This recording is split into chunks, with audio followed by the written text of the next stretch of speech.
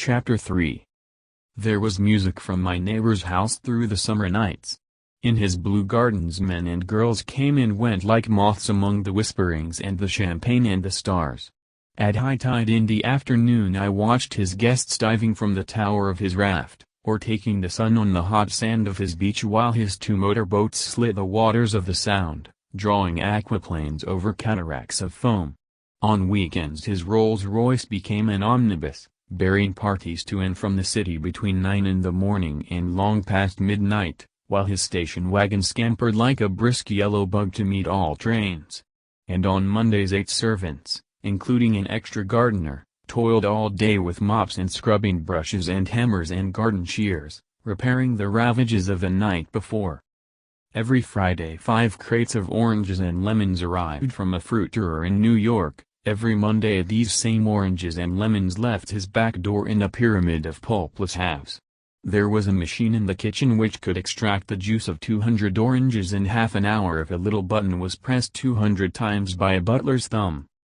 At least once a fortnight a corps of caterers came down with several hundred feet of canvas and enough colored lights to make a Christmas tree of Gatsby's enormous garden. On buffet tables, garnished with glistening hors d'oeuvre, spiced baked hams crowded against salads of harlequin designs and pastry pigs and turkeys bewitched to a dark gold. In the main hall a bar with a real brass rail was set up, and stocked with gins and liquors and with cordials so long forgotten that most of his female guests were too young to know one from another. By 7 o'clock the orchestra has arrived, no thin 5-piece affair, but a whole pit full of oboes and trombones and saxophones and viols and cornets and piccolos, and low and high drums. The last swimmers have come in from the beach now and are dressing upstairs. The cars from New York are parked 5 deep in the drive, and already the halls and salons and verandas are gaudy with primary colors, and hair shorn in strange new ways, and shawls beyond the dreams of Castile. The bar is in full swing, and floating rounds of cocktails permeate the garden outside, until the air is alive with chatter and laughter, and casual innuendo and introductions forgotten on the spot, and enthusiastic meetings between women who never knew each other's names. The lights grow brighter as the earth lurches away from the sun, and now the orchestra is playing yellow cocktail music, and the opera voices pitches a key higher. Laughter is easier minute by minute, spilled with prodigality, tipped out at a cheerful word. The groups change more swiftly, swell with new rivals, dissolve and form in the same breath. Already there are wanderers, confident girls who weave here and there among the stouter and more stable, become for a sharp, joyous moment the center of a group, and then, excited with triumph, glide on through the sea change of faces and voices and color under the constantly changing light. Suddenly one of the gypsies, in trembling opal, seizes a cocktail out of the air, dumps it down for courage and, moving her hands like Frisco, dances out alone on the canvas platform. A momentary hush, the orchestra leader varies his rhythm obligingly for her, and there's a burst of chatter as the erroneous news goes around that she is Gilda Gray's understudy from the Follies. The party has begun. I believe that on the first night I went to Gatsby's house I was one of the few guests who had actually been invited. People were not invited, they went there. They got into automobiles which bore them out to Long Island, and somehow they ended up at Gatsby's door. Once there they were introduced by somebody who knew Gatsby, and after that they conducted themselves according to the rules of behavior associated with amusement parks. Sometimes they came and went without having met Gatsby at all, came for the party with a simplicity of heart that was its own ticket of admission. I had been actually invited. A chauffeur in a uniform of robin's egg blue crossed my lawn early that Saturday morning with a surprisingly formal note from his employer. The honor would be entirely Gatsby's, it said, if I would attend his little party that night. He had seen me several times, and had intended to call on me long before, but a peculiar combination of circumstances had prevented it. Signed J. Gatsby, in a majestic hand.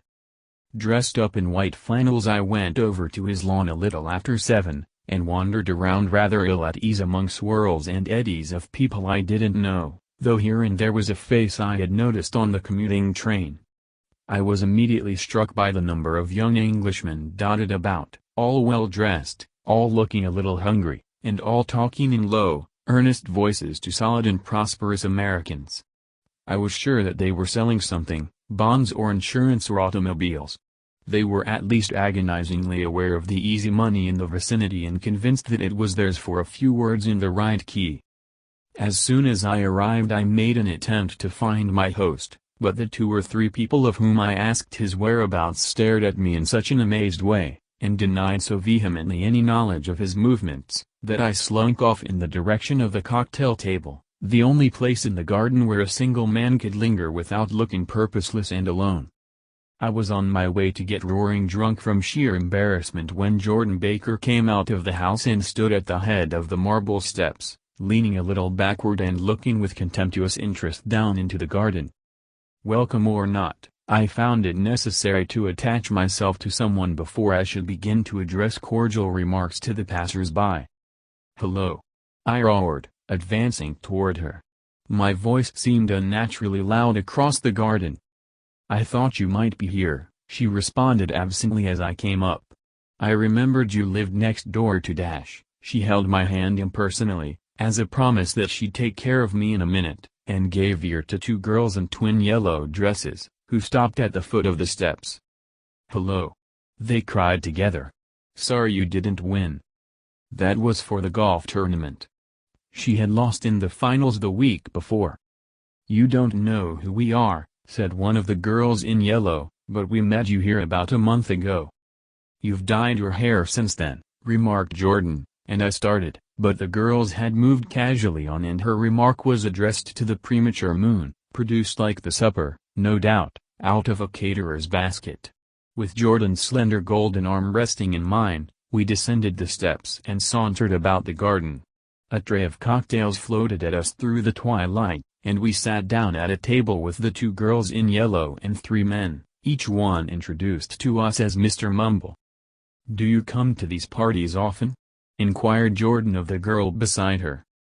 "The last one was the one I met you at," answered the girl, in an alert confident voice. She turned to her companion. "Wasn't it for you, Lucille?" "It was for Lucille, too." "I like to come," Lucille said. "I never care what I do, so I always have a good time. When I was here last I tore my gown on a chair, and he asked me my name and address. Inside of a week I got a package from Croyer's with a new evening gown in it." "Did you keep it?" asked Jordan. "Sure I did. I was going to wear it tonight, but it was too big in the bust and had to be altered. It was gas blue with lavender beads. $265. "There's something funny about a fellow that'll do a thing like that," said the other girl eagerly. "He doesn't want any trouble with anybody." "Who doesn't?" I inquired. "Gatsby. Somebody told me." The 2 girls and Jordan leaned together confidentially. "Somebody told me they thought he killed a man once." A thrill passed over all of us. The 3 Mr. Mumbles bent forward and listened eagerly. "I don't think it's so much that," argued Lucille skeptically, "it's more that he was a German spy during the war." One of the men nodded in confirmation. "I heard that from a man who knew all about him, grew up with him in Germany," he assured us positively. "Oh, no," said the first girl, "it couldn't be that, because he was in the American Army during the war." As our credulity switched back to her she leaned forward with enthusiasm. "You look at him sometimes when he thinks nobody's looking at him. I'll bet he killed a man." She narrowed her eyes and shivered. Lucille shivered. We all turned and looked around for Gatsby.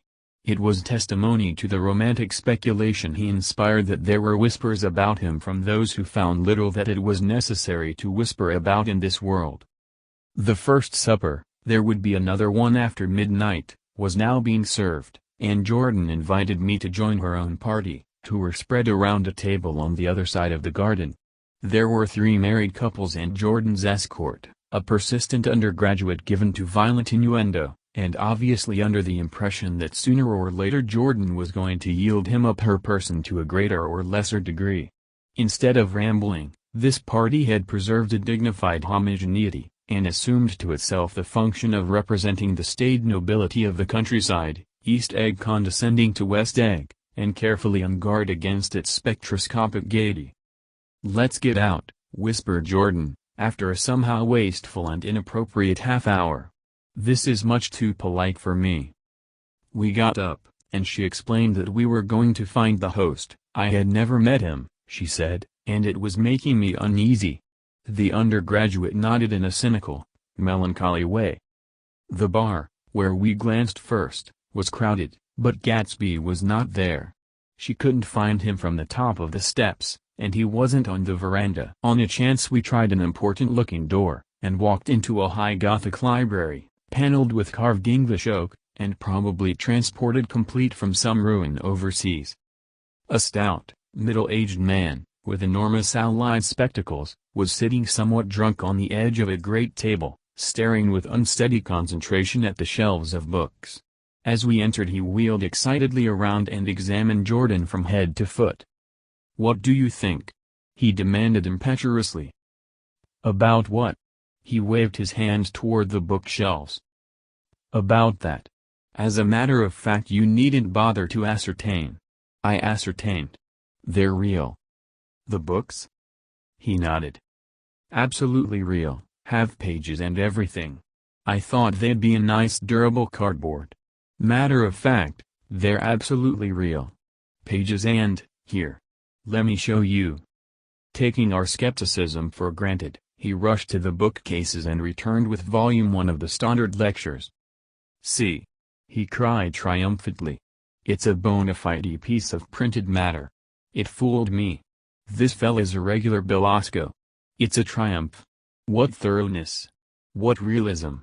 Knew when to stop, too, didn't cut the pages. But what do you want? What do you expect?" He snatched the book from me and replaced it hastily on its shelf, muttering that if one brick was removed the whole library was liable to collapse. "Who brought you?" he demanded. "Or did you just come?" "I was brought. Most people were brought." Jordan looked at him alertly, cheerfully, without answering. "I was brought by a woman named Roosevelt," he continued. "Mrs. Claude Roosevelt. Do you know her? I met her somewhere last night. I've been drunk for about a week now, and I thought it might sober me up to sit in a library." "Has it?" "A little bit, I think. I can't tell yet. I've only been here an hour. Did I tell you about the books? They're real. There." "You told us." We shook hands with him gravely and went back outdoors. There was dancing now on the canvas in the garden, old men pushing young girls backward in eternal graceless circles, superior couples holding each other tortuously, fashionably, and keeping in the corners, and a great number of single girls dancing individualistically or relieving the orchestra for a moment of the burden of the banjo or the traps. By midnight the hilarity had increased.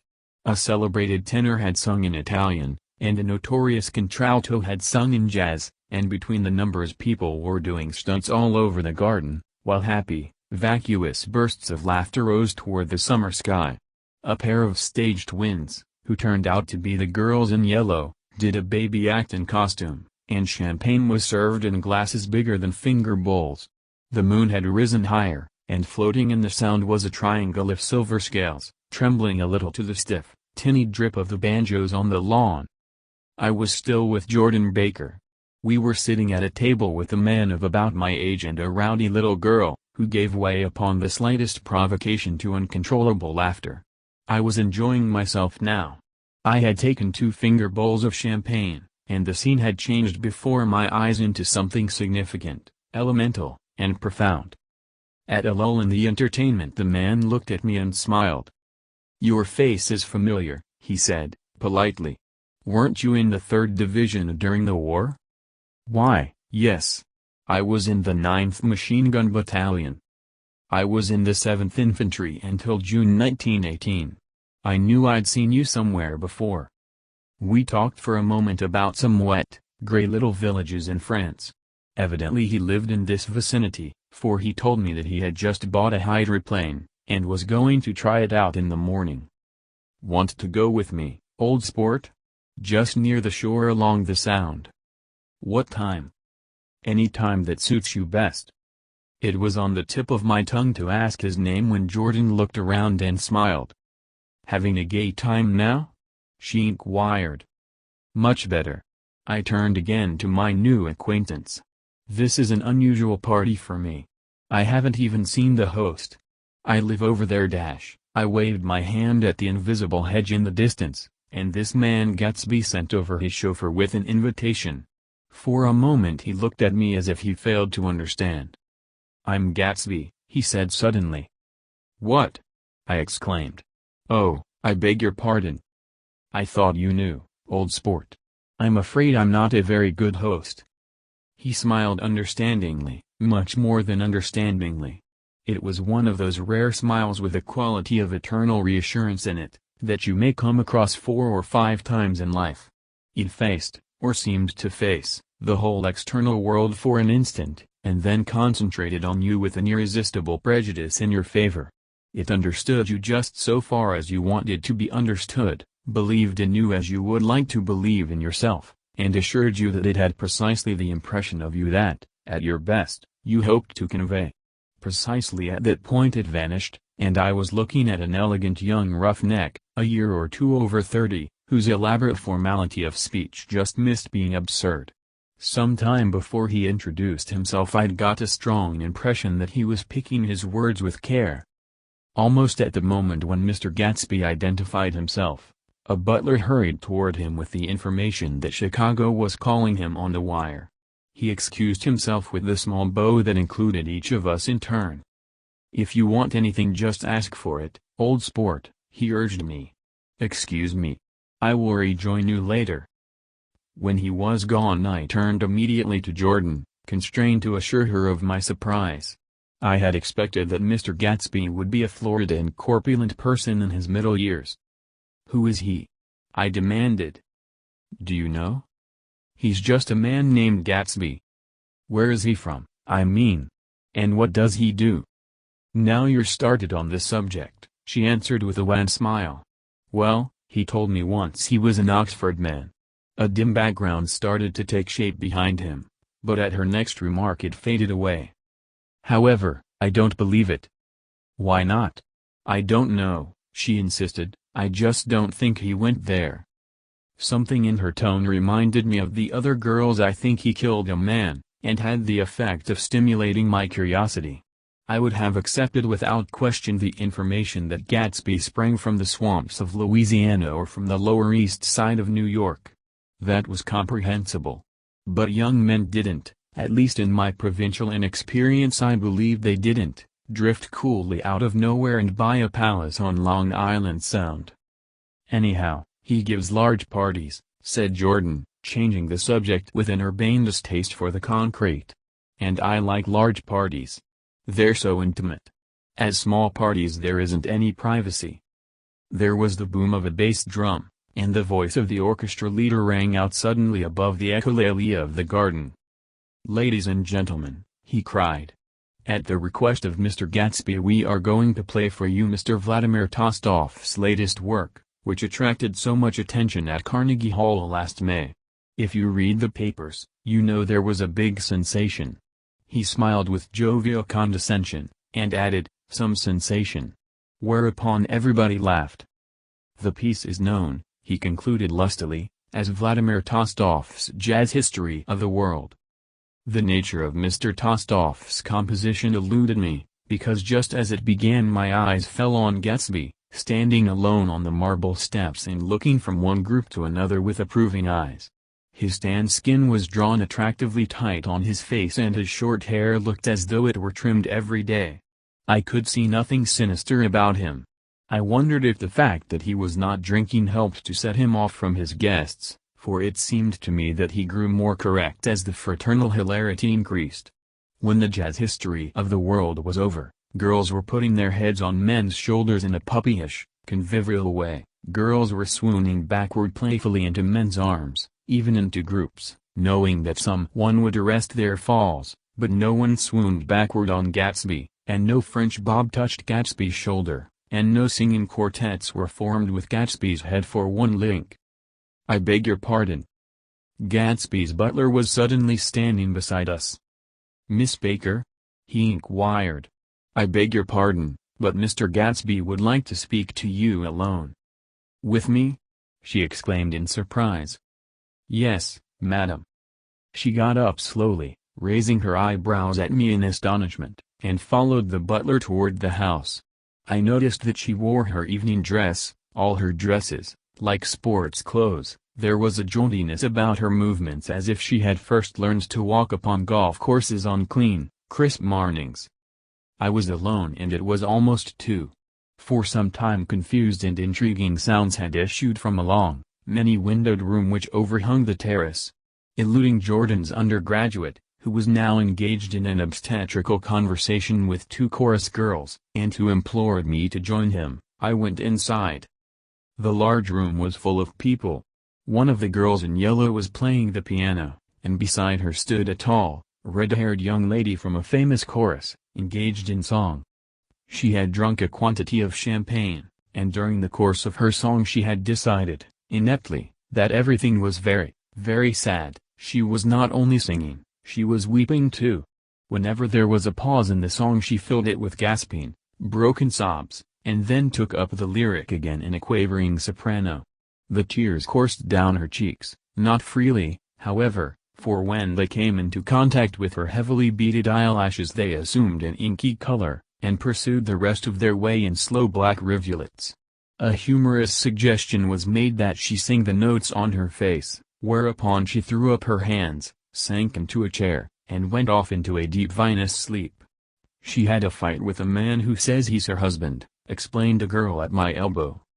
I looked around. Most of the remaining women were now having fights with men said to be their husbands. Even Jordan's party, the quartet from East Egg, were rent asunder by dissension.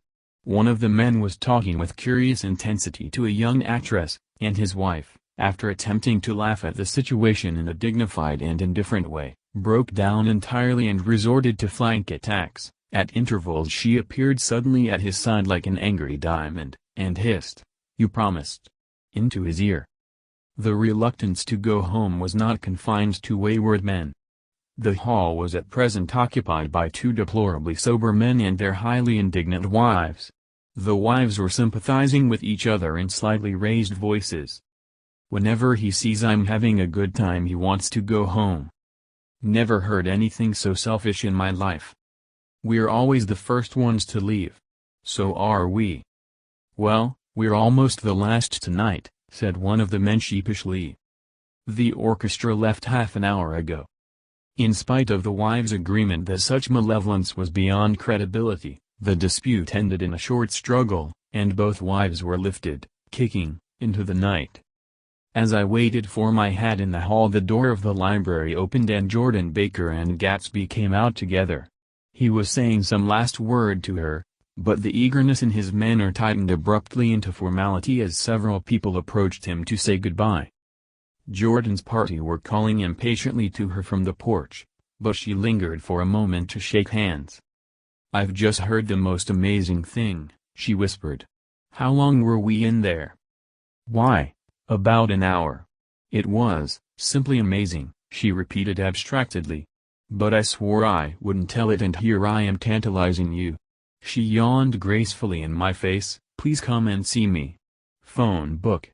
Under the name of Mrs. Sigourney Howard, my aunt." She was hurrying off as she talked. Her brown hand waved a jaunty salute as she melted into her party at the door. Rather ashamed that on my first appearance I had stayed so late, I joined the last of Gatsby's guests, who were clustered around him. I wanted to explain that I'd hunted for him early in the evening and to apologize for not having known him in the garden. "Don't mention it," he enjoined me eagerly. "Don't give it another thought, old sport." The familiar expression held no more familiarity than the hand which reassuringly brushed my shoulder. "And don't forget we're going up in the hydroplane tomorrow morning, at 9 o'clock. Then the butler, behind his shoulder, "Philadelphia wants you on the phone, sir." "All right, in a minute. Tell them I'll be right there. Good night." "Good night." "Good night." He smiled, and suddenly there seemed to be a pleasant significance in having been among the last to go, as if he had desired it all the time. "Good night, old sport. Good night."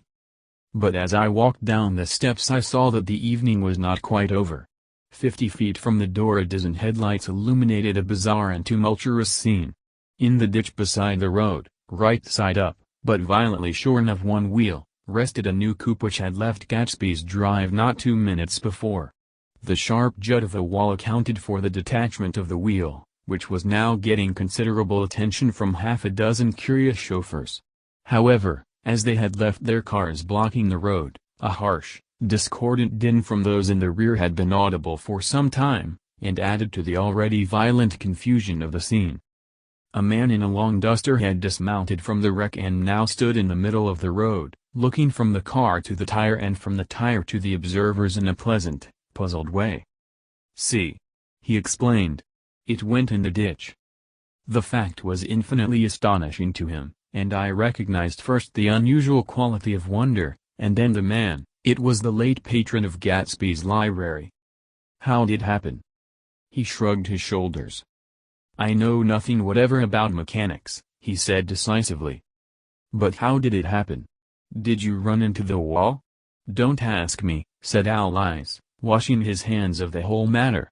"I know very little about driving, next to nothing. It happened, and that's all I know." "Well, if you're a poor driver you oughtn't to try driving that night." "But I wasn't even trying," he explained indignantly, "I wasn't even trying." An odd hush fell upon the bystanders. "Do you want to commit suicide? You're lucky it was just a wheel. A bad driver and not even trying." "You don't understand," explained the criminal. "I wasn't driving. There's another man in the car." The shock that followed this declaration found voice in a sustained ah-h. As the door of the coupe swung slowly open, the crowd, it was now a crowd, stepped back involuntarily, and when the door had opened wide there was a ghostly pause. Then, very gradually, part by part, a pale, dangling individual stepped out of the wreck, pawing tentatively at the ground with a large uncertain dancing shoe. Blinded by the glare of the headlights and confused by the incessant groaning of the horns, the apparition stood swaying for a moment before he perceived the man in the duster. "What's matter?" he inquired calmly. "Did we run out of gas?" "Look." Half a dozen fingers pointed at the amputated wheel. He stared at it for a moment, and then looked upward as though he suspected that it had dropped from the sky. "It came off," someone explained. He nodded.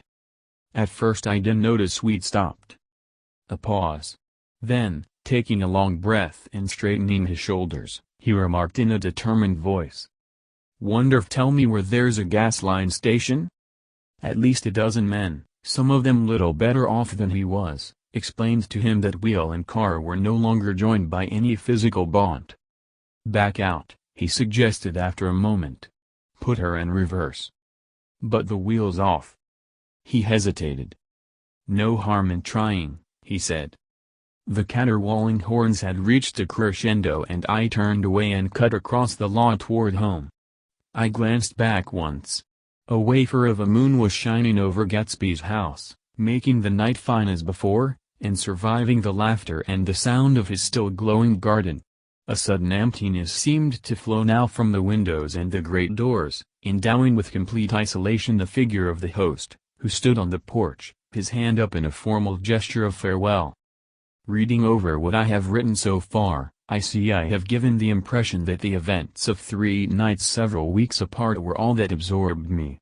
On the contrary, they were merely casual events in a crowded summer, and, until much later, they absorbed me infinitely less than my personal affairs. Most of the time I worked.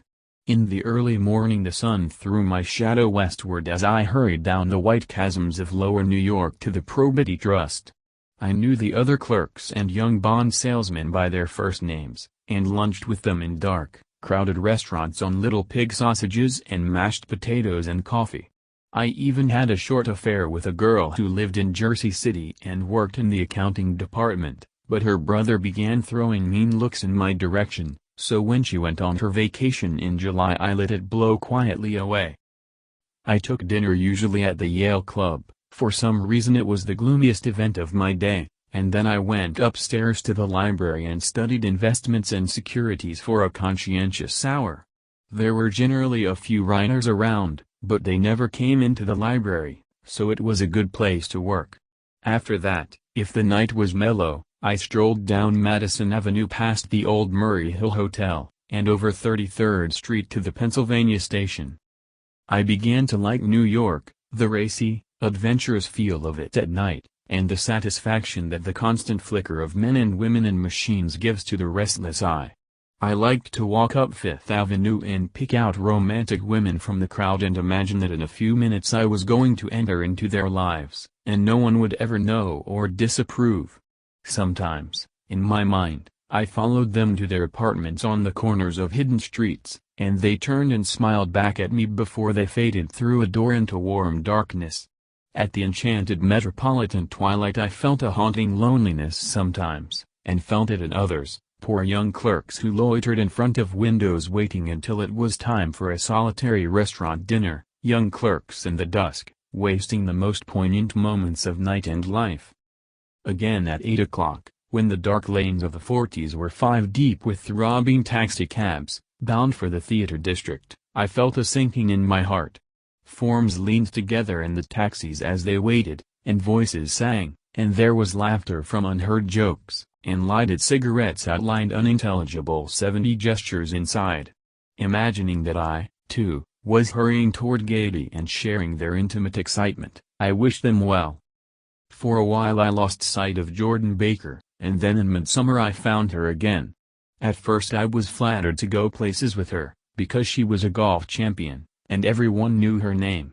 Then it was something more. I wasn't actually in love, but I felt a sort of tender curiosity. The bored haughty face that she turned to the world concealed something. Most affectations conceal something eventually, even though they don't in the beginning, and one day I found what it was. When we were on a house party together up in Warwick, she left a borrowed car out in the rain with the top down, and then lied about it, and suddenly I remembered the story about her that had eluded me that night at Daisy's. At her first big golf tournament there was a row that nearly reached the newspapers, a suggestion that she had moved her ball from a bad lie in the semi-final round. The thing approached the proportions of a scandal, then died away. A caddy retracted his statement, and the only other witness admitted that he might have been mistaken. The incident and the name had remained together in my mind. Jordan Baker instinctively avoided clever, shrewd men, and now I saw that this was because she felt safer on a plane where any divergence from a code would be thought impossible. She was incurably dishonest. She wasn't able to endure being at a disadvantage and, given this unwillingness, I suppose she had begun dealing in subterfuges when she was very young in order to keep that cool, insolent smile turned to the world and yet satisfy the demands of her hard, jaunty body. It made no difference to me. Dishonesty in a woman is a thing you never blame deeply. I was casually sorry, and then I forgot. It was on the same house party that we had a curious conversation about driving a car. It started because she passed so close to some workman that our fender flicked a button on one man's coat. "You're a rotten driver," I protested. "Either you ought to be more careful, or you oughtn't to drive at all." "I am careful." "No, you're not." "Well, other people are," she said lightly. "What's that got to do with it?" "They'll keep out of my way," she insisted. "It takes two to make an accident. Suppose you met somebody just as careless as yourself." "I hope I never will," she answered. "I hate careless people. That's why I like you." Her gray, sun-strained eyes stared straight ahead, but she had deliberately shifted our relations, and for a moment I thought I loved her. But I am slow-thinking and full of interior rules that act as brakes on my desires, and I knew that first I had to get myself definitely out of that tangle back home. I'd been writing letters once a week and signing them, "Love, Nick," and all I could think of was how, when that certain girl played tennis, a faint mustache of perspiration appeared on her upper lip. Nevertheless there was a vague understanding that had to be tactfully broken off before I was free. Everyone suspects himself of at least one of the cardinal virtues, and this is mine. I am one of the few honest people that I have ever known.